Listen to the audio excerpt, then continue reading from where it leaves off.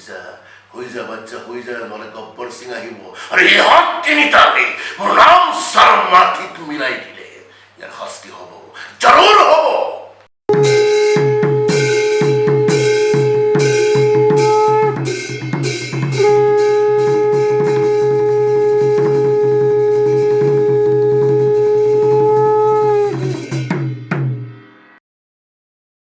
নমস্কাৰ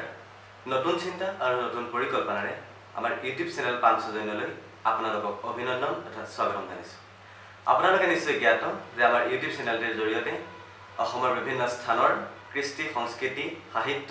আধ্যাত্মিকতা আৰু সমাজ সংস্কাৰৰ সৈতে জড়িত ব্যক্তিসকলৰ লগত আপোনালোকক চিনাকি কৰাই দিয়া আৰু তেওঁলোকক যিসকল আমাৰ অখ্যাত শিল্পী তেওঁলোকক এখন মঞ্চ দিয়াৰ প্ৰয়াসেৰে আমি এটি যাত্ৰা আৰম্ভ কৰিছোঁ আৰু আজিও তেনে এটি বিষয়বস্তুৰে আমাৰ এই ভিডিঅ'টো আপোনালোকৰ আগবঢ়াম উপস্থিত আছে অসমৰ এগৰাকী বিশিষ্ট নাট্যকাৰ খ্যাতনামা পৰিচালক আৰু যশস্বী তথা বিশিষ্ট অভিনেতা চম্পু শৰ্মা ডাঙৰীয়া তেওঁলোকে আপোনাক প্ৰথমতে স্বাগতম জনাইছোঁ ধন্যবাদ ছাৰ আপোনাৰ পৰিচয়টো হয়তো দিব নালাগে অসমৰ ইমূৰৰ পৰা সিমূৰলৈ হয়তো আপোনাক সকলোৱে জানে সকলোৱে আপোনাক বিভিন্ন সময়ত হয়তো লগ পাইছে বা বোলছবি বা ভ্ৰাম্যমানৰ মঞ্চৰ জৰিয়তে আপোনাক দেখা পাইছে গতিকে বহুতে জানে যদিও আপোনাৰ পৰিচয়টো হয়তো সকলোৱে নাজানিব পাৰে কিন্তু অকণমান আপোনাৰ পৰিচয়টো আপোনাৰ মুখেৰে জানিব বিচাৰিম মই ভ্ৰাম্যমান থিয়েটাৰৰ অভিনেতা হিচাপে পৰিচিত হয় ছাৰ মোৰ জন্ম 1965 চনৰ 2 অক্টোবৰত হয় ছাৰ গোলাঘাট জিলা হয় গোলাঘাট জিলাৰ উষা চাহ বাগিচা হয় চাহ বাগিচাৰ মাজতে মই ডাঙৰ দীঘল হৈছিলোঁ হয় আৰু তাতেই মোৰ নাট্য জীৱন আৰম্ভ হৈছিল হয় ছাৰ মই 7 বছৰ বয়সৰ পৰাই অভিনয় কৰিছিলোঁ হয় সমানে সমানে পঢ়া শুনাৰ লগতে অভিনয়টো মই এৰা নাছিলোঁ নিশ্চিতভাৱে ছাৰ এনেকৈ লাহে লাহে একাংকনাত বিলাক প্ৰতিযোগিতামূলক নাটক কিছুমান কৰিবলৈ ল'লোঁ হয় তাৰপিছত মই বিজ্ঞানৰ স্নাতক তিতাবৰ কলেজৰ পৰা পাছ কৰিলোঁ তাৰপিছত মই ভ্ৰাম্যমান থিয়েটাৰলৈ আহোঁ 1989 চনত 1989 হয় হেঙুল থিয়েটাৰত প্ৰথমবাৰৰ বাবে ছাৰ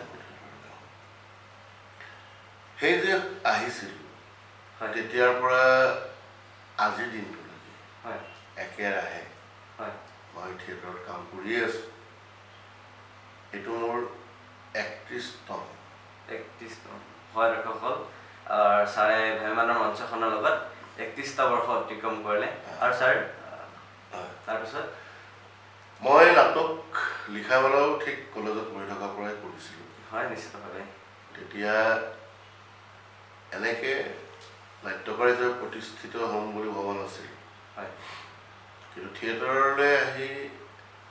মই 1997 চন 1997ত প্ৰথম মোৰ নাটক শংকৰদেৱ থিয়েটাৰত জাৰজ হয় এই নাটকখন মঞ্চস্থ হয় হয়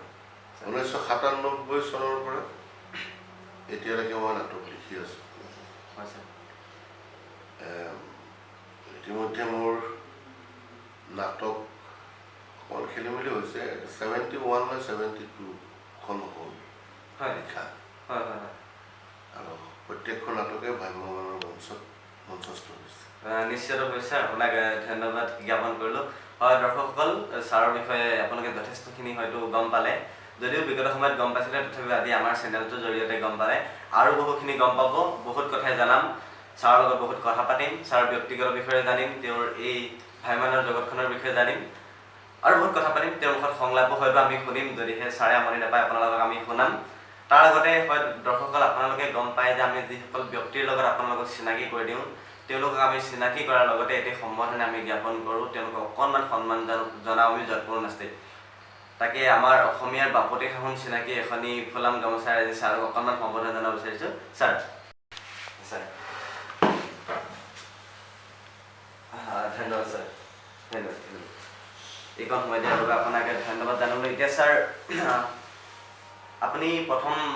ভ্ৰাম্যমানলৈ আহিছিলে বুলি কিমান বুলি ক'লে কিমান 1989 1989ত আপুনি আহিছিলে সেই তেতিয়াৰ পৰা এতিয়ালৈকে আপুনি 31টা বৰ্ষ অতিক্ৰম কৰি ভ্ৰমণৰ জগতখনৰ লগত আপুনি জড়িত হৈ আছে তাৰ উপৰিও আপুনি বোলছবি বা ধাৰাবাহিকো কৰিছে হয়তো জানো আমি ভ্ৰমণতকৈ আপুনি তাত অকণমান প্ৰাধান্য কম দিয়ে ভ্ৰমণত আপুনি বিশেষকৈ বেছি জড়িত থাকে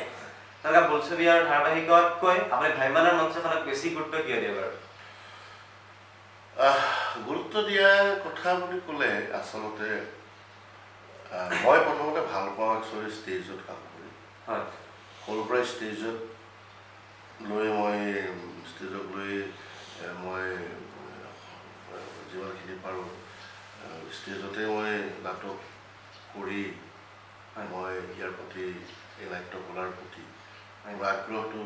বাঢ়ি আহিছে আৰু কিছুমানে কেমেৰা বুলি ক'লে অকণমান প্ৰাধান্যটো বেলেগ ধৰণে দিয়ে যে চিনেমা কৰিম মই সেই তেনেকুৱা ধৰণৰ মানসিকতাটো মোৰ সৰুৰ পৰাই নাছিল কাৰণ মই যিটো বস্তু ভাল পাওঁ সেইটোৰ প্ৰতিহে মোৰ আকৰ্ষণটো বেছি আছে প্ৰাধান্যটো মই নাটক ভাল পাইছোঁ মই ইয়াৰ মাজতে 2-এখন চিনেমা বা 2-এখন ধাৰাবাহিকো কৰিছোঁ দেখিছোঁ বাৰু 8 বছৰ থিয়েটাৰ শেষ কৰি তাৰ পিছৰ বছৰতে মই এখন চিনেমা কৰিছিলোঁ প্ৰেম জনমে জনমে বুলি সেইখন আছিলে 1990 চন প্ৰেম জনমে জনমে কৰাৰ পিছতে মোৰ বহুত অফাৰ আহিছিল দূৰদৰ্শন তেতিয়া এইবোৰ ব্যক্তিগত চেনেলবোৰ নাছিল দূৰদৰ্শনৰ পৰা আহিছিল কিবা এনেকুৱা কাম আহিছিল আৰু মই সেইখিনি কাম কৰিবলৈ হ'লে মই সেই বছৰ ধৰা থিয়েটাৰলৈ যাব নোৱাৰিলে গতিকে মই সেই অফাৰবিলাক ৰিজেক্ট কৰিছিলোঁ আপুনি তেনেধৰণে ভ্ৰাম্যমাণৰ মঞ্চখনৰ লগত ওতঃপ্ৰোতভাৱে জড়িত হৈ আছে আজি 31টা বছৰে আচলতে ছাৰক যিখন ভ্ৰাম্যমাণৰ মঞ্চত দেখা পোৱা যায় গোটেই মঞ্চখনৰ এজন সফল তাৰকা হিচাপে আৰু এটা সময়ত আমি গম পাইছিলোঁ ছাৰ আপোনাক অসমৰ ভ্ৰমণ জগতৰ বাদশ্বাহ বুলি খ্যাতি দিছিলে সকলোৱে আপোনাক বাদশ্বাহ বুলি ক'লে আপোনাৰ নামটো প্ৰথমবাৰৰ বাবে হয় আৰু হয়তো এইটো বস্তু খুব কম সংখ্যকৰ লগতে থাকে যদিও ভাল অভিনেতা ভাল নাট্যকাৰ থাকে কিন্তু নাট্যকাৰ পৰিচালক অভিনেতা গোটেইকেইটা বস্তু সাঙুৰি একেলগ কৰিব পৰা সেই যিটো দক্ষতা সকলোৰে হয়তো নাথাকে কিন্তু সেয়া আমাৰ প্ৰমাণ কৰি দেখিছে আমাৰ শৰ্মা ছাৰে নাট্যকাৰ পৰিচালক আৰু অভিনেতা আটাইকেইটা বস্তু আপুনি সুচাৰুৰূপে পৰিচালনা কৰি কেনেদৰে আগবাঢ়ি দিছে ছাৰ বৰ টান কথাটো হয় ছাৰ তিনিওটা কাম সমানে পেৰেলি নিয়াটো হয় এখন নাটক লিখিবলৈ সময়খিনি অকণমান মই বেলেগ ধৰণে লওঁ যিখিনি সময়ত মই অভিনয় নকৰোঁকৈ ঘৰত থাকোঁ হয় ছাৰ আমাৰ থিয়েটাৰ পিৰিয়ডটো 9 মহীয়া হয় এই বাকীকেইটা দিন ঘৰত থাকোঁতে সেইকেইদিনতে মই নাটকখন ৰেডি কৰোঁ আৰু নাটকখন ৰেডি কৰাৰ পিছত ৰিহাৰ্চেল সময়খিনিত মই পৰিচালনাৰ দায়িত্বত থাকোঁ নাটকখন পৰিচালনা কৰোঁ আৰু নিজৰ কেৰেক্টাৰটো মই সেইখন নাটকত যিটো চৰিত্ৰ কৰিম এই চৰিত্ৰটোৰ চিন্তা চৰ্চাটো মই নাটকখন লিখা দিনাখনৰ পৰাই মোৰ আৰম্ভ হৈ যায় কাৰণ মই নিজেই নিজৰ চৰিত্ৰটো লিখি থাকোঁ নহয় নাটকখনত গতিকে অভিনয় কৰিবলৈ যাওঁতে মোৰ বেছি সময় নালাগে আৰু বেলেগ ধৰণে মই ডাইৰেকশ্যন ল'বলগীয়া নহয় আৰু গতিকে নিজৰ নাটকখন লিখি ডাইৰেকশ্যন কৰি অভিনয় কৰালৈকে এই 3টা কাম সুচাৰুৰূপে হৈ যায় কিন্তু এই ডাইৰেকশ্যন কৰি থকা অৱস্থাত গোটেই গ্ৰুপটো সজাই পৰাই লোৱা সময়খিনি নিজৰ চৰিত্ৰটোৰ কথা ভাবিবলৈ সময়খিনি বৰ কম হয় কিন্তু বেলেগ নাটকখনৰ বাকী চৰিত্ৰবিলাকৰ পিছতে লাগি থকা যায় মঞ্চস্থ হোৱাৰ এদিন বা দুদিনমানৰ পিছৰ পৰাহে মোৰ কেৰেক্টাৰটোৱে আচল প্ৰাণটো পাই উঠে প্ৰথম দিনাই অকণমান সি আঁসোৱাহত সোমায় মই নিজে অনুভৱ কৰোঁ কিন্তু দৰ্শকে হয়তো বুজি নাপায় ধৰিব নোৱাৰে মই নিজে কমফৰ্ট ফিল নকৰোঁ কৰি এদিন বা দুদিন কৰি দিয়াৰ পিছত মই চৰিত্ৰটো নিজৰ আয়ত্তত মোৰ সুন্দৰকৈ আহিছে কিন্তু বাকী এক্টৰবিলাকৰ চৰিত্ৰবিলাক ৰিহাৰ্চেলৰ সময়খিনিতে আয়ত্তত আহে কাৰণ তেওঁলোকে গ্ৰাউণ্ডত ৰিহাৰ্চেল কৰি থাকে মই মোৰ চৰিত্ৰটো গ্ৰাউণ্ডত মই ৰিহাৰ্চেল কৰিবলৈ সময় নাপাওঁ সন্মুখত বহি লৈ তেওঁলোকক মই চাই থাকোঁতে মোৰ সময়টো পাৰ হৈ যায় সেইকাৰণে শ্ব'ৰ দিনাখন মোৰ অকণমান প্ৰথম শ্ব'টোত অকণমান আঁসোৱাহ এটা আহে নিজৰ মনৰ মাজতে পাছৰ পৰাই নিজৰ আয়ত্তলৈ চৰিত্ৰটোক আপুনি লৈ থাকিব হয় নিশ্চিতভাৱে ধন্যবাদ ছাৰ আৰু বহু কথা জানিম এজন সফল চম্পক শৰ্মা কেনেদৰে জন্ম হ'ব পাৰে কেনেদৰে সৃষ্টি হ'ব পাৰে সেই কথাখিনি আপুনি আমাৰ নৱাগত আমাৰ যিসকল ভ্ৰমণলৈ হয়তো কোনোবা আহিব বিচাৰিছে তেওঁলোকক আপুনি ক'ব লাগিব আৰু যুৱ প্ৰজন্মকো আপুনি জনাব লাগিব যে কেনেদৰে এজন সফল অভিনেতাৰ সফল নাট্যকাৰৰ সৃষ্টি হ'ব পাৰে সেইখিনি জানিম। কিন্তু ছাৰ অকণমান আপোনাক আমনি কৰিম, যিহেতু আপুনি অভিনয়ৰ জৰিয়তে বিশেষকৈ খ্যাতি অৰ্জন কৰে, আপুনি ভাইমান বুলি ক'লেই চম্পক শৰ্মা বুলি কোৱা নামটো জড়িত হৈ থাকে। গতিকে আপোনাৰ পৰা এটি সংলাপ শুনিবলৈ আমাৰ দৰ্শকসকলে খুবেই ইচ্ছা কৰিব ছাৰ।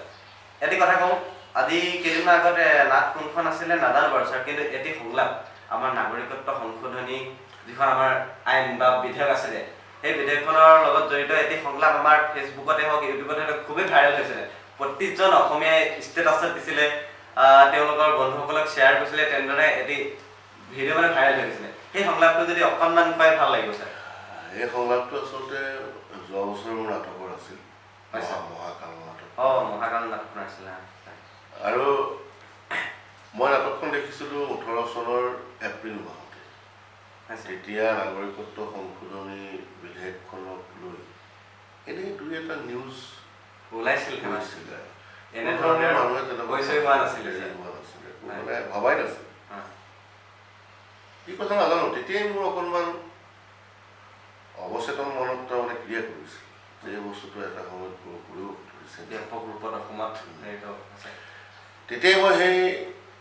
তাকে ভাবি লৈ পেলাই মই মহাকাল নাটকৰ এটা ছাবজেক্ট মই ইতিমধ্যে ঠিক কৰিছিলোঁ যে এইবাৰ আমাৰ বিদেশীৰ ওপৰত কেনেকৈ বিদেশী অসমত সোমাই অসমখন দখললৈ আনি আছে, আমাৰ খিলঞ্জীয়াখিনি লাহে লাহে মাইনৰিটিৰ ফালে যাবলৈ ধৰিছে। এই ভয়াৱহ ছাবজেক্টটোক লৈ মই ড্ৰামাখন দেখিছিলোঁ মহাকাল। সেই মহাকালত মই নাগৰিকত্ব সংশোধনী বিধেয়কৰ কথাখিনিও তাত কিছু পৰিমাণে আনিছোঁ। তাত মোৰ চৰিত্ৰটো আছিল ইন্সপেক্টৰ আছিলে নেকি ছাৰ? মই ইন্সপেক্টৰ আছিল। মই নিজকে অসমৰ তাহানি মোগলৰ লগত যুদ্ধ কৰা লাচিত বৰফুকনৰ তেজ থকা এজন অসমীয়া হৈ পুলিচৰ চাকৰি কৰিছিলোঁ চৰিত্ৰটোৱে। তাত এটা সংলাপ আছে, তাৰমানে এজন ঠিকাদাৰ সি বৰ্ডাৰত ঠিকাৰ কাম কৰিবলৈ গৈ বহুকেইজন বাংলাদেশীক ভিতৰলৈ সোমোৱাইছিল, হাথিয়াৰ পাৰ কৰে। একেবাৰে কৰি ইয়াত আহি পেলাই সি সেইবিলাক মানুহক ৰাখিছিল, এবাৰ ধৰাও পৰিছিল। তেতিয়া মই সেই মানুহটোক মানে কিবা এটা কথা মুখামুখি হওঁ চিনটোত, মই তাক কওঁ লাচিত বৰফুকন মোৰ নাম, মোৰ ধমনীত মোৰ শিৰা উপশিৰাই কাগজ, মোৰ ধমনী লাচিত বৰফুকন মোৰ নাম, মোৰ ধমনীত মোৰ শিৰা উপশিৰাই দেশপ্ৰেমৰ তেজ বৈ আছে। গতিকে সাৱধান, অসমীয়া কিমান দুৰ্বল বুলি নাভাবিবি। নাগৰিকত্ব সংশোধনী বিধেয়কে অসমীয়া গাত জোকাৰি গৈছে, কচু কটা দিব। কেৱল বিদেশীকে নহয়, বিদেশীক বৰ বিৰা পাৰি দিয়া তহঁতৰ দৰে স্বদেশীক অসমীয়াই খুচি মাৰিব। এই সংলাপটো আছিল। হয় ছাৰ, এই সংলাপটোৱে আমাৰ প্ৰতিজন অসমীয়াৰ গাত কিন্তু চুই গৈছিলে ছাৰ। সকলোৱে ভিডিঅ'টো বহুত ধৰণে শ্বেয়াৰ কৰিছিলে, আমিও দেখিছিলোঁ, আমাৰ বন্ধুসকলে বা লগৰসকলে সকলোৱে ভিডিঅ'টো ইমানেই চাইছিলে।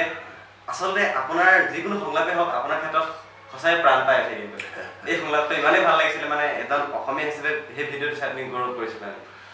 নাই, ময়ো আচলতে নাটকখন লিখি থাকোঁতে তেতিয়াই ভাবিছিলোঁ যে এনেকুৱা ধৰণৰ কিছুমান কথাই আমাৰ অসমীয়াখিনিক সজাগ কৰিবৰ হ'ল। মই তেতিয়াই সজাগতাৰ প্ৰথম পদক্ষেপটো লৈছিলোঁ। আৰু এই বছৰ আহি পেলাই যোৱা বছৰ হৈ যোৱা নাটকখন অসমৰ ইমূৰৰ পৰা সিমূৰলৈ আমি 80 ঠাইমানত নাটকখন কৰাৰ পিছত এই বছৰ সংলাপটো ভাইৰেল হৈছে। ভাইৰেল হোৱাৰ কাৰণটো হ'ল কি, এতিয়া মানুহখিনিয়ে গম পালে যে নাগৰিকত্ব সংশোধনী বিধেয়কখন কি হ'বলৈ ওলাইছে। গতিকে মই এই কথাটো যোৱা বছৰে এলাৰ্ট কৰিছোঁ,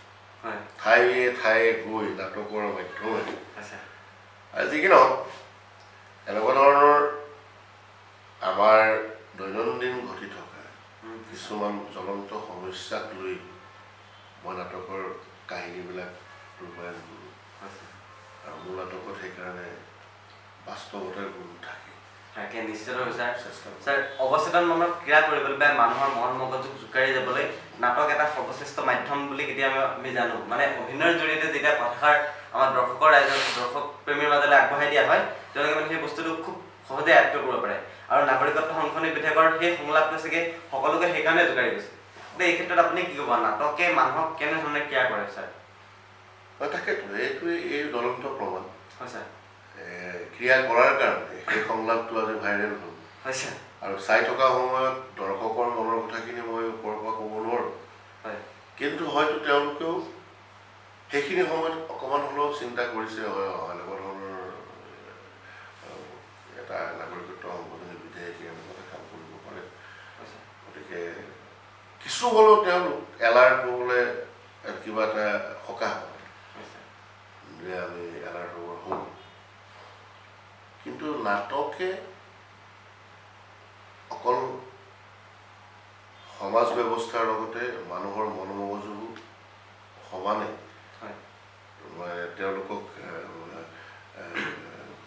কিছু পৰিৱৰ্তনৰ চেষ্টা কৰাব পাৰি অতি বেয়া মানুহ এজনকো নাটকৰ জৰিয়তে বা নাটকৰ সংলাপেৰে তেওঁৰ যদি অন্তৰ চুব পাৰিছে তেতিয়াহ'লে তেওঁৰ পৰিৱৰ্তন হ'ব পাৰে অতিপাত মদ খাই থকা মানুহ এজন মদ খালে কি হয় তাৰ কি ক্ষতি হ'ব পাৰে সেইখিনি বস্তু যদি তেওঁ ভালকৈ এবাৰ চাই হয়তো অকণমান হ'লেও তেওঁ নেক্সট ডে হয়তো তাত যিমানখিনি খায় তাতকৈ অকণমান হয়তো কম খাবলৈ চেষ্টা কৰিব আৰু অকণ বেছি খালে তেওঁ অলপ ভয়টো আহিব কাৰণ আগদিনাখন নাটকৰ মাজত দেখি গৈছে যে এইটো হয় মই এটা সৰু এক্সাম্পল এটা দিছোঁ তেনেকৈ যিহেতু নাটক সাহিত্যৰে এটা অংগ আৰু সাহিত্য হৈছে এটা জাতিৰ দাপোন সমাজ এখন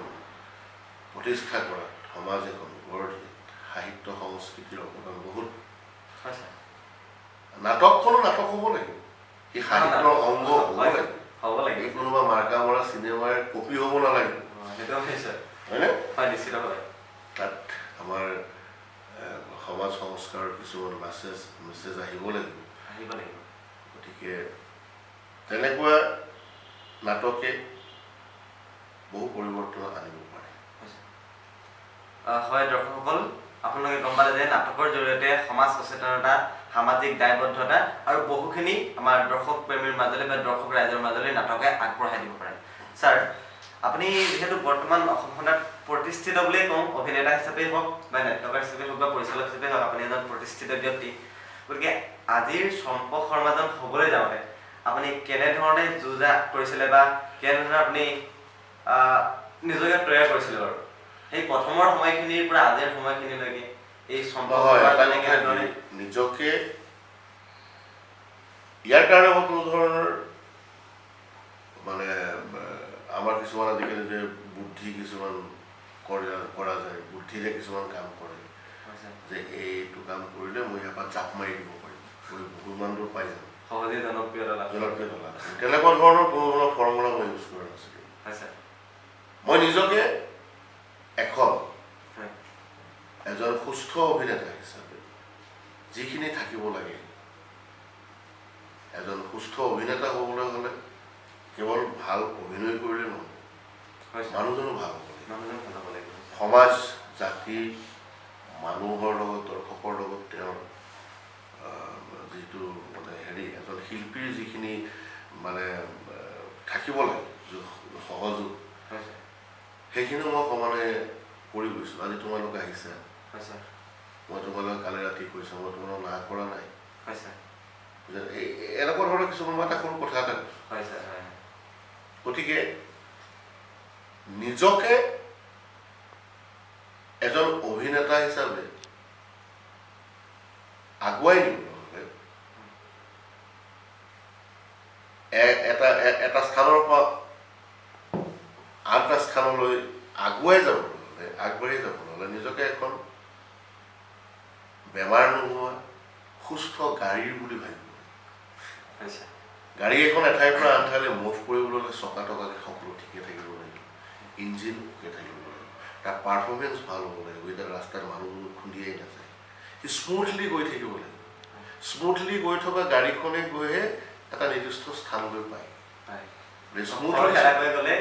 খৰখেদাকৈ গ'লে হয়তো কাৰোবাক খুন্দি যাব ক'ৰবাত হয়তো নিজৰ চকাও পামচাৰ হ'ব পাৰে হয়তো ইঞ্জিনে মিছ মাৰিব পাৰে কেতিয়াবা মই এটা সৰু উদাহৰণৰ মাজেদি বুজাই দিছোঁ যে নিজৰ লক্ষ্যত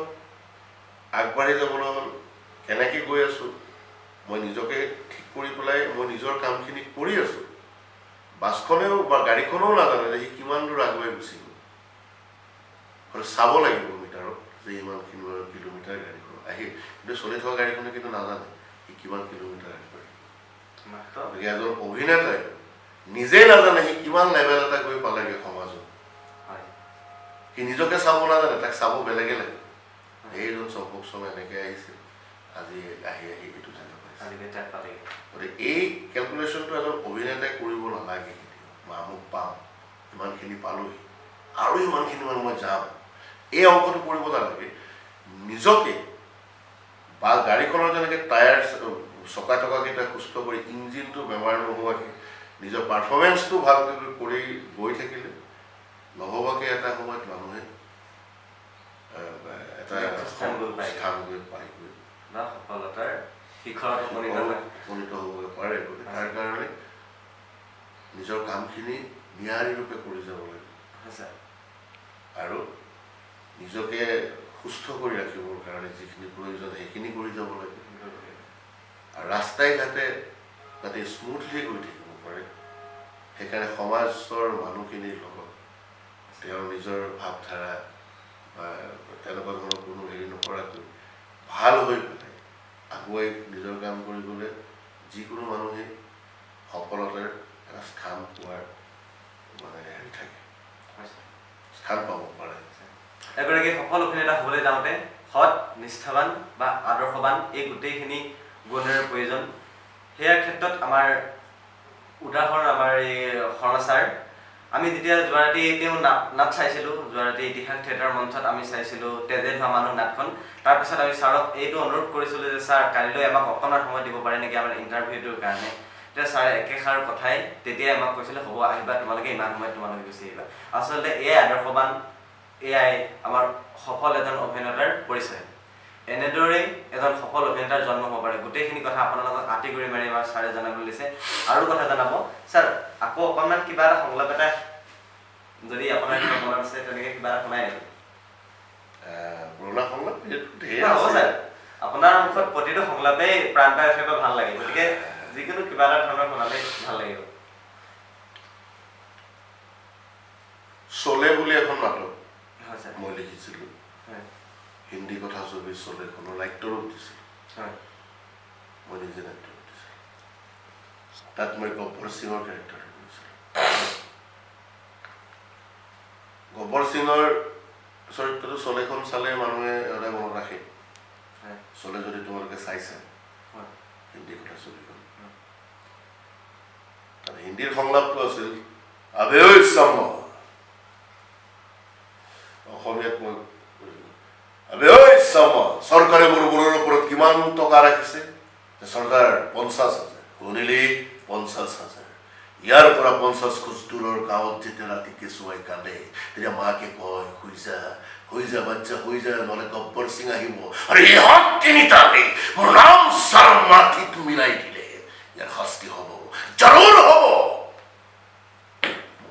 ধন্যবাদ ছাৰ বহুত বহুত ধন্যবাদ আচলতে আপুনি যিটো এইটো আমাৰ সমাজত এটা কথা চলিত হৈ থাকে যে চম্পক শৰ্মাদেৱৰ গুজৰণিত মঞ্চ কপি যায় কিন্তু মই এতিয়া আপোনাৰ ওচৰত বহি আছো মই কপি গৈছো কিন্তু আপোনাৰ গুজৰণিতে সেইটো কথা ক'বলৈ বিচাৰিলে এনেকৈ ইমান এটা হেৰিটো নাহে ফিলিংছটো হয় ছাৰ মঞ্চত যিটো আহে যি কি নহওক সংলাপ তেনেকুৱা ইমান মনত নাথাকে পাহৰি যাওঁ এইবাৰ 3খন নাটকৰ সংলাপখিনি আছে হয় ছাৰ সেইটো বেলেগ কথা পুৰণা সংলাপবিলাক কিছুমান সংলাপ থাকে কিছুমান পাহৰি যোৱা যায় এই 31টা বৰ্ষৰ পৰিক্ৰমাত আপুনি বহুখিনি কৰিলে বহুখিনি কৰি আছে এতিয়াও কৰি আছে ভৱিষ্যত পৰিকল্পনা কেনেধৰণৰ এই চম্পক শৰ্মাজনৰ মোৰ ব্যক্তিগত কাৰণবশতঃ কিন্তু অভিনয় যদিও নকৰোঁ নাটক বা পৰিচালনা মোৰ চলি থাকিব ভ্ৰাম্যমাণ থিয়েটাৰক মই মৃত্যুৰ আগদিনাখনলৈকে মই এৰিব নোৱাৰোঁ কাৰণ এই ভ্ৰাম্যমাণ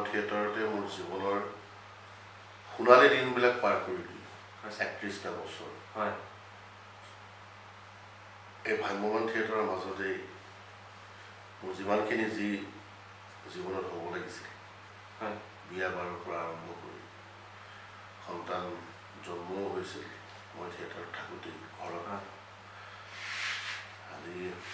ছোৱালী দুজনী তাত ডাঙৰেই হ'ল গতিকে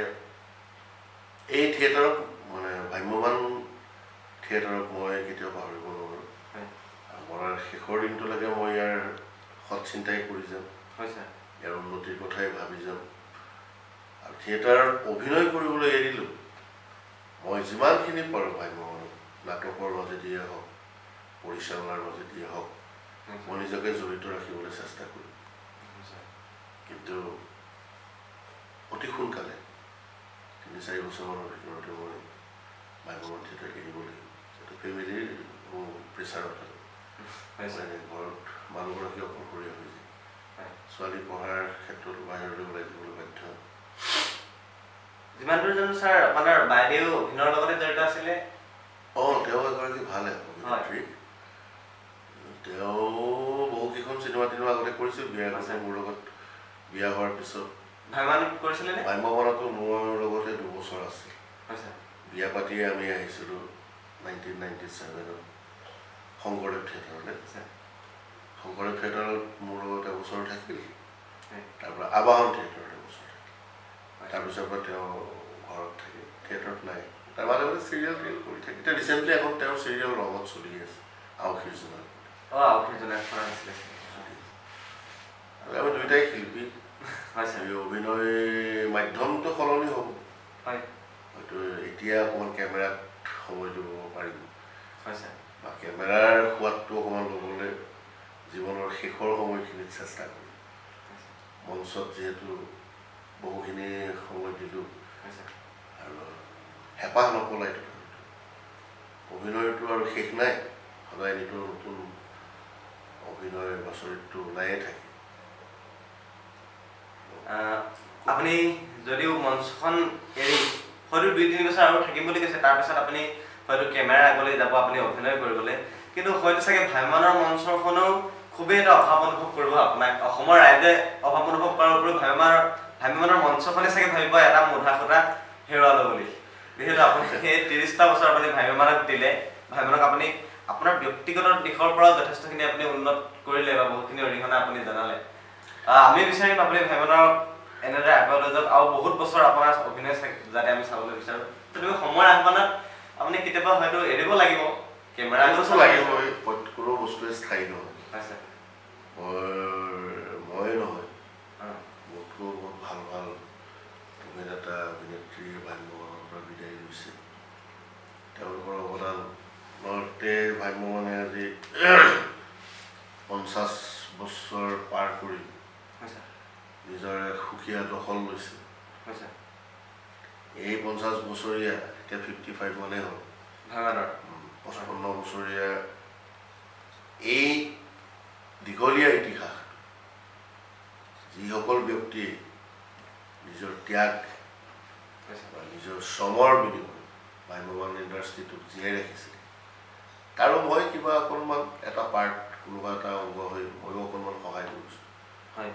তেওঁলোকো গুচি গৈছে গুচি গ'ল কিছুমান নিয়তিৰ বলি হ'ল 2-1 আছে কিন্তু পাৰফৰ্ম কৰিব পৰা অৱস্থাত নাই মোৰো সেই একে হওক ময়ো লাহেকৈ ৰিটায়াৰমেণ্ট ল'ব লাগিব এনেকৈ চলি আছে চলি থাকিব আৰু সদায় যাতে ভাল হৈ চলি থাকে মই উঠি অহা যিখিনি আমাৰ নতুনকৈ ভ্ৰাম্যমানৰ লগত জড়িত তেওঁলোকক মোৰ ফালৰ পৰা এটা কথা যে ইণ্ডাষ্ট্ৰীটোৰ ক্ষতি হোৱা কাম যাতে কোনো নকৰে লাগিলে নিজৰে অকণমান ক্ষতি হওক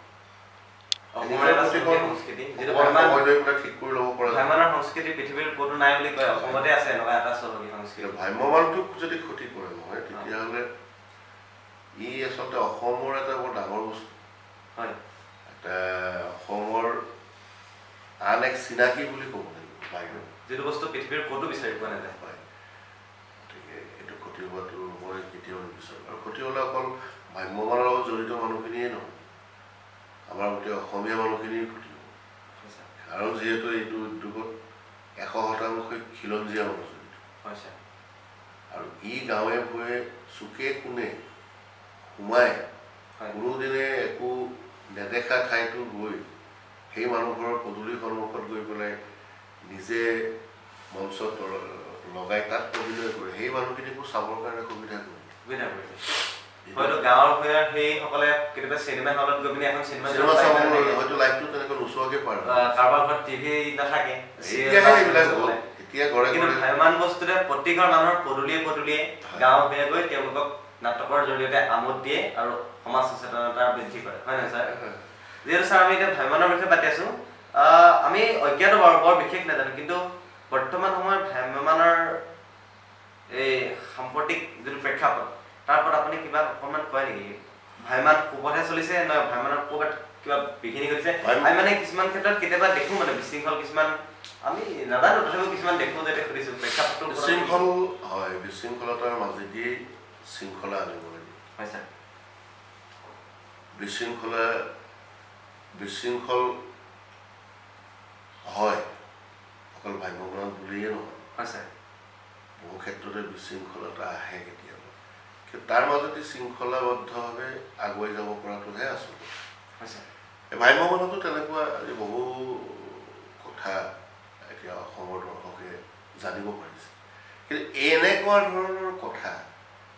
এইটো এতিয়াৰ নহয় ভাগ্যৱান যেতিয়াৰ পৰা ওলাইছে এনেকুৱা সৰু সুৰা ঘটনা এটা দুটা এনেকুৱা ধৰণৰ ঘটনাবিলাক তেতিয়াৰ পৰাই আছিল কিন্তু তেতিয়া মিডিয়াবিলাক ইমান ষ্ট্ৰং আছিল তেতিয়া সেই কথাবিলাক কেমেৰাই বা কোনো সাংবাদিকে ঢুকি পোৱা নাছিলে সেইকাৰণে ৰাইজৰ মাজলৈ এই কথাবিলাক অহা নাছিল কিন্তু এতিয়া এনেকুৱা হয় এই ৰুমটোৰ ভিতৰত কি ঘটনা ঘটিছে ইয়াতে মোবাইল ৰেকৰ্ডিং কৰি কাইলৈ ভাইৰেল কৰি দি গোটেই অসমবাসীক জনাই দিব পাৰে চম্পক চবৰ ৰুমত এনেকুৱা ধৰণৰ কাম এটা হৈছে হয়নে ছ'চিয়েল মিডিয়াৰ জৰিয়তে বহুত বিপদো হয় কেতিয়াবা ভালো হয় কিছুমান ভাল কামো হয় কিন্তু মই এই কথাটোৱে ক'বলৈ গৈছোঁ যে এইবিলাক হৈ থাকিব তাৰ মাজেদি সংস্কৃতিটো আমি অটুট ৰাখিব লাগিব তাক কোনোধৰণে ৰোগে যাতে চুব নহয় মই সংস্কৃতিটোৰ কথাটোৱে ক'বলৈ গৈছোঁ এতিয়া উঠি অহা প্ৰজন্মৰ তেওঁলোকক আকৰ্ষণ কৰিব পৰাটোহে মূল কথা কাৰণ এতিয়া প্ৰজন্মৰ হাতে হাতে মোবাইল ফোন ইণ্টাৰনেট আৰু ইণ্টাৰনেট থকা মানে গোটেই পৃথিৱীখন হাতৰ মতে থাকে তেওঁলোকে আজি হলিউড বলিউডৰ যিকোনো কথা চলি আছে এণ্টাৰটেইনমেণ্টৰ য'ত যি হৈছে তেওঁলোক ঘৰত বহি সন্মুখত স্ক্ৰীণখন লৈ পেলাই গোটেই বস্তুটো চাব সেই মুখখিনি মোহভংগ কৰাই কাষতে চলি থকা থিয়েটাৰখনলৈ ল'ৰাটোক টানি নিব পৰাটো থিয়েটাৰখনৰ কিছুমান এনেকুৱা ধৰণৰ বস্তু সমল থাকিব লাগিব আৰু সেই তেনেকুৱা ধৰণৰ দৰ্শকখিনিৰ কাৰণেতো থিয়েটাৰখন ওচৰলৈ আহিছে তাৰ মাজেদি নাটক ভাল পোৱা এটা চাপ আছে তেওঁলোকে নাটকেই ভাল যিমানে যি ডাঙৰ কথা নাথাকক যে আমুক থিয়েটাৰখন আহিছে আমি এইখিনি নাটক চাম সেইখিনিতো পজিটিভ প্লাছ সেইখিনি আহিব এই মানুহখিনি যিখিনি ধৰা বেলেগৰ ফালে আকৰ্ষিত হৈছে তেওঁলোকক আকৰ্ষিত কৰিবৰ কাৰণে ভ্ৰাম্যমানে কিছুমান নতুন চিন্তা কৰিব প্ৰথম কথা আৰু ভ্ৰাম্যমান জীয়াই থাকিব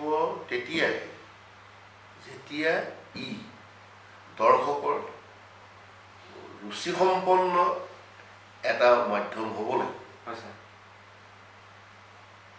আজি অসমীয়া চিনেমা 2খন নে 3খন ছুপাৰ ডুপাৰ্ছ হৈ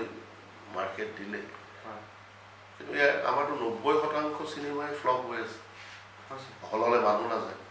যাৰ ফলত এতিয়া ভাল প্ৰডিউচাৰে চিনেমা কৰিবলৈ ভয় কৰে চিনেমা কৰিলোঁ পাব্লিচিটি কেনেকৈ কৰিম আগতে চিন্তা কৰে কলেজবিলাকলৈ যাবলৈ এইবাৰ দিব নিদিয়ে তাকো ভাবে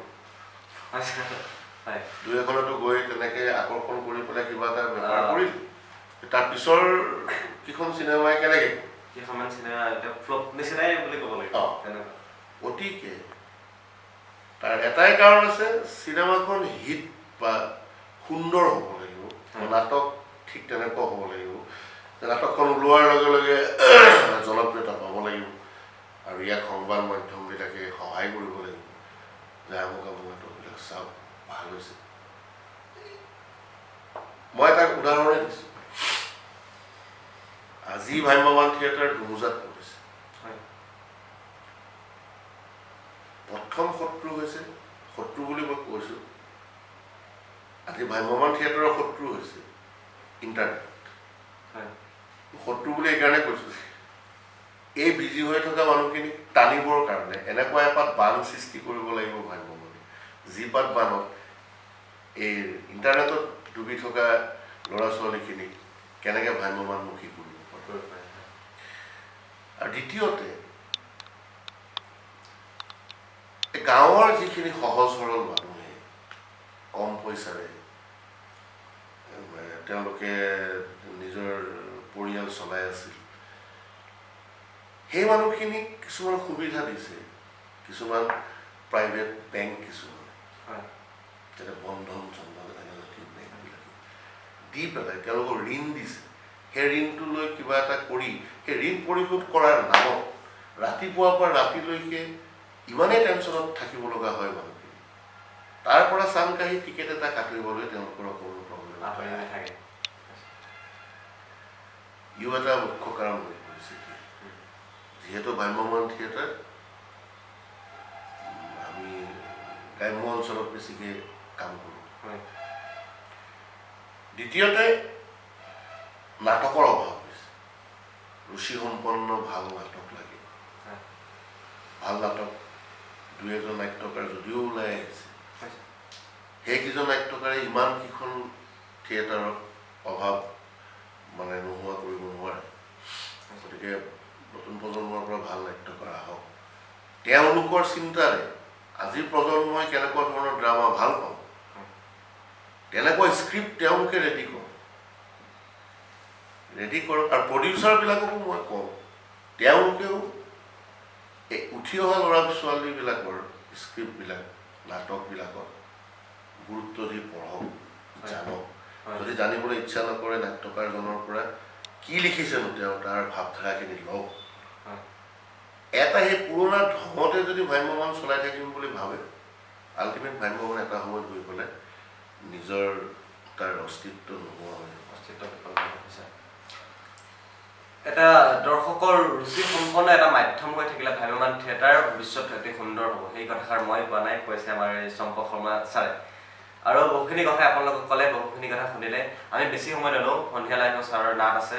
আজি আছে ইতিহাস থিয়েটাৰ মঞ্চত ছাৰৰ নিজৰ নাট, নিজৰ পৰিচালনা, নিজৰ নাট্যৰূপেৰে নাট্যকাৰ ছাৰে নাটকখন লিখিছে। দানৱ আছে, আমিও চাম। আৰু যদি আপোনালোক ওচৰে পাজৰে আছে, আহিব নাটক চাব। এনেদৰে ছাৰক মৰম কৰিব, শ্ৰদ্ধা কৰিব আৰু আশীৰ্বাদটো কৰিব লাগিবই। ছাৰ দৰ্শকৰ আশীৰ্বাদৰ ওপৰতেই ভ্ৰাম্যমাণৰ অভিনেতাসকল থাকে। ছাৰ আমি বিশেষ সময় নলওঁ বাৰু। চম্পক শৰ্মা ছাৰে কেনেধৰণৰ চৰিত্ৰসমূহক বেছি ভাল পায়, কৰিব বিচাৰে? মই এংগ্ৰি কৰিছে কেৰেক্টাৰবিলাক দৰ্শকে মোৰ বেছি ভাল পায়। কিন্তু মই সকলো ধৰণৰ চৰিত্ৰই কৰি পাওঁ। এইটো কিন্তু মই মোৰ নিজৰ ভিতৰৰ মানুহটোৱে কৈছোঁ। চৰিত্ৰটো যেতিয়া বুজি পাওঁ, সেই চৰিত্ৰটো মই যিমানখিনি বিচাৰে সিমানখিনিলৈকে কৰিব পাৰোঁ। কিন্তু দৰ্শকৰ পৰা মই যিখিনি কমেণ্ট পাওঁ, তেখেতসকলে মোৰ পৰা অলপ এংগ্ৰি জাতীয় চৰিত্ৰ বিচাৰে। তাৰমানে খঙা, ষ্টেজ গৰম হৈ থকা, সংলাপে চাউণ্ড বক্স যাতে কপাই দিয়ে। কিন্তু সদায়তো একেটাকে কৰি থাকিব নোৱাৰোঁ। এবাৰ দানৱখনত মই তাৰ অকণমান ব্যতিক্ৰমী কৰিছোঁ। যিসকলে চাইছে গমেই পাইছে, যিসকলে চোৱা নাই তেখেতসকলেও গম ল'ব যে এইখন একশ্যনধৰ্মী ড্ৰামা, সম্পূৰ্ণ পাৰিবাৰিক হাঁহি কান্দোনেৰে ভৰা ট্ৰেজিক ড্ৰামা এখন।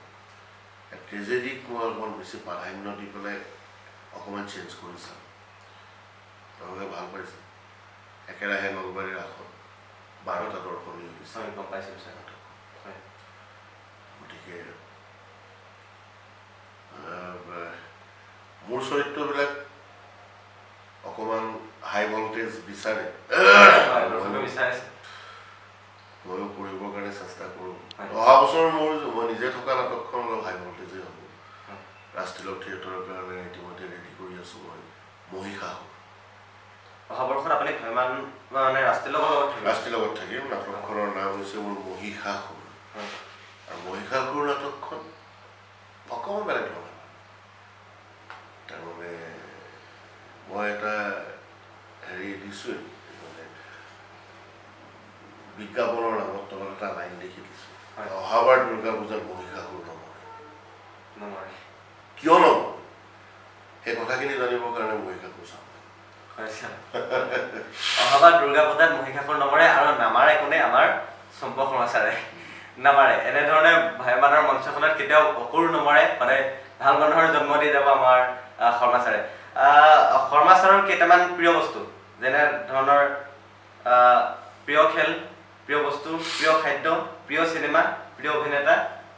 কেইটামান আৰু সকলো খেলতে মোৰ হেৰিটো আছে ক্ৰিকেট বুলি ক'লে অকণমান ইণ্ডিয়াৰ টীমৰ বা বাহিৰৰ টীমৰ খেলবিলাক চাওঁ ক্ৰিকেট মোৰ ভাল পোৱা গেম প্ৰিয় খাদ্য খাদ্যটো খাই ভাল পাওঁ কিন্তু অসমীয়া ডিছ অসমৰ মানুহ যেতিয়া বেছি ভাল পাওঁ আমাৰ শাক পাতৰ লগত ৰিলেটেড যিবিলাক বস্তু থলুৱা বস্তু প্ৰিয় ব্যক্তি আপোনাৰ মোৰ প্ৰিয় ব্যক্তি বহুকেইজনে আছে তাৰ মাজত বিশেষকৈ নাম ল'বলৈ গ'লে অকণমান বাকীকেইজনে বেয়া পাব মই কাৰো নাম নলওঁ ঠিকে আছে মোৰ প্ৰিয় ঠাই আপোনাৰ মোৰ নিজৰ জন্ম ঠাই উশাহ চাহ বাগিছে মই বহুত ঠাইত গৈছোঁ বাহিৰত বহুত ভাল ভাল ঠাই আছে তেনেকৈ কিন্তু নিজৰ জন্মস্থানলৈ গ'লে তাৰ মাদকতাটো অকণমান বেলেগ আৰু সদস্যৰ প্ৰিয় কেইটামান বস্তু জানিলে আৰু ছাৰ আমাৰ ইউটিউব চেনেলটি আমি এটি উদ্দেশ্যৰে আমি খুলিছিলোঁ যে আমাৰ সমাজ সংস্কাৰৰ লগত আমাৰ যুৱ প্ৰজন্মক কেনেদৰে আগবঢ়াই নিব বা বিশৃংখলিত যুৱ শক্তিক বাহিৰা নিপিনে কেনেকৈ এটা শৃংখলাবদ্ধ সংস্কাৰৰ মাজেদি আমি আগবাঢ়ি যাব পাৰোঁ তেনেকুৱা ধৰণৰ কিছুমান বাৰ্তা আমি দিবলৈ চেষ্টা কৰোঁ গতিকে আপুনি এজন অভিনেতা এজন নাট্যকাৰ বা এজন পৰিচালক হিচাপে নহয় এজন অসমৰ সমাজ সংস্কাৰক এগৰাকী বুদ্ধিজীৱী হিচাপে আমাৰ এই যুৱ প্ৰজন্মক আপুনি অকণমান কিবা এটা উপদেশ এই ভিডিঅ'টোৰ জৰিয়তে তোমালোকৰ ভাল পদক্ষেপ মই ভাবোঁ এনেকুৱা চেনেলবিলাকৰ জৰিয়তে বহু উন্নয়নমূলক কাম হয় বিশেষকৈ গাঁৱে ভূঞে লুকাই থকা বহু প্ৰতিভা আমি সমাজৰ ৰাইজৰ মাজলৈ উলিয়াই আনিব পাৰি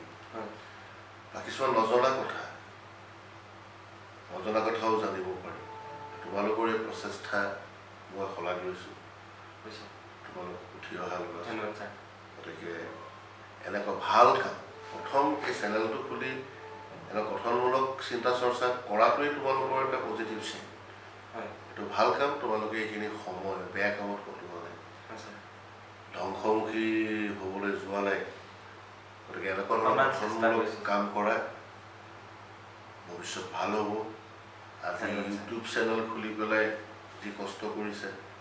কাইলৈ হয়তো নেশ্যনেল চেনেলত তোমালোকৰ পাৰদৰ্শিতা দেখুৱাবলৈ তোমালোকে সুবিধা পাবা যদি একাগ্ৰতাৰে লাগি থাকে আৰু লাগি থাকে পজিটিভ চিন্তা চৰ্চাৰে কামবিলাক কৰিবা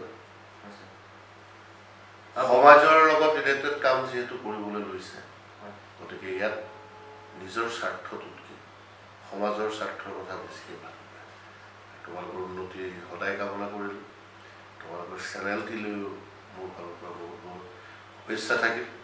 ইয়ে জনপ্ৰিয় ইউটিউব চেনেল হৈ মানুহৰ মাজত জিলিকিত বহুত বহুত ধন্যবাদ ছাৰ আপোনাক বহুতেই ধন্যবাদ দিবলৈ আপুনি খুবেই ব্যস্ত ইমানখিনি ব্যস্ততাৰ মাজেৰে আমাক এইকণ সময় দিলে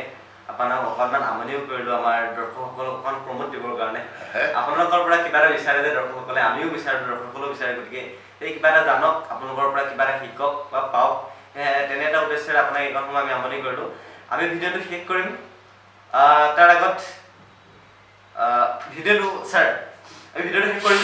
কিন্তু ভিডিঅ'টো আজিৰ ভিডিঅ'টো সদায় মই শেষ কৰোঁ ভিডিঅ'টো আজিৰ ভিডিঅ'টো আপুনি শেষ কৰিব লাগিব এটা সংলাপেৰে আপুনি যিকোনো এটা সংলাপ কওক তাৰ সৰু শেষত আপুনি ধন্যবাদটো মানে আপুনি সংলাপেৰে দিব লাগিব তেতিয়া ভাল লাগিব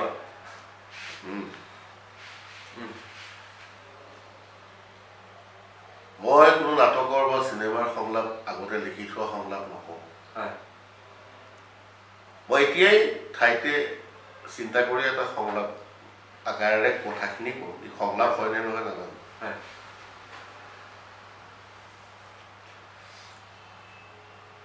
অসুৰৰ উৎপাতত দেৱতাৰ শান্তি নোহোৱা হৈছে। নিজৰ জন্ম ঠাইখিনিক মই স্বৰ্গ বুলি ভাবি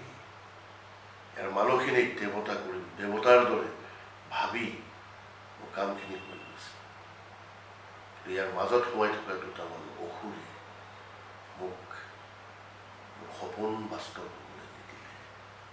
গতিকে এনে অসুৰবিলাকক কোনে চিনিব, কোনে আঙুলিয়াই দিব সি যে অসুৰ? কাৰণ সি সমাজত যিবিলাক কাম কৰি আছে সেইবিলাকতো অসুৰৰ কাম নহয়, সেইবিলাক দেৱতাৰ কাম। দেৱতাৰ মুখা পিন্ধি অসুৰৰ ভিতৰত অসুৰৰ আকৃতি লৈ কাম কৰি যোৱা এই দেৱতাৰূপী অসুৰবিলাকক চিনাকি কৰি দিবলৈ, সিহঁতৰ মুখা কৰি দিবলৈ তোমালোকৰ দৰে চেনেলৰ দৰকাৰ। গতিকে চেনেলটো চিৰদিন তোমালোকৰ এপাত অস্ত্ৰ হৈ থাকক, ই সমাজ ব্যৱস্থাত সদায় সহায় হৈ থাকক। ই চম্পক শৰ্মাৰ এই সংলাপটো যাতে হৈ নাথাকে, ই কেৱল কাৰ্যত আগবাঢ়িছে। ধন্যবাদ ছাৰ। আগবাঢ়ি দিয়ক ভ্ৰমণ ইণ্ডাষ্ট্ৰীক, আদৰি লওক চম্পক শৰ্মা ছাৰক আগৰ দৰে, আৰু আশীৰ্বাদ কৰক আমাক এনেদৰে যাতে আমি আগবাঢ়ি যাব পাৰোঁ। ধন্যবাদ ছাৰ, বহুত বহুত ধন্যবাদ এইকণ সময় আমাক দিয়াৰ বাবে, আৰু আপোনালোকলৈ ধন্যবাদ ভিডিঅ'টো শেষৰলৈকে চোৱাৰ বাবে।